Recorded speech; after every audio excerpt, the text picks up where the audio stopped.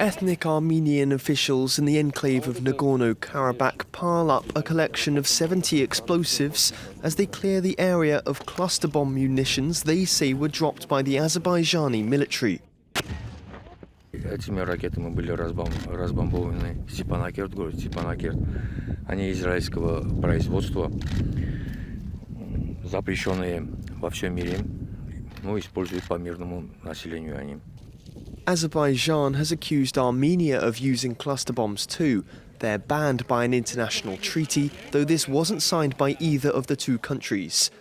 A ceasefire which took effect on Saturday was meant to allow them to swap prisoners and the bodies of people killed after 2 weeks of fighting. Instead, attacks on both sides have continued. In Hadrut, there's evidence of recent fighting.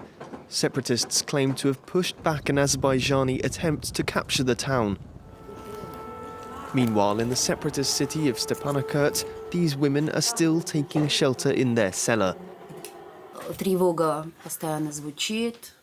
Бомбили город, Шушу. Город бомбили, Шуши бомбили. Никакого перемирия не было. Перемирия вообще не чувствуется. Over on the other side of the front line, hundreds of Azerbaijani people who've fled the fighting are being put up in a school.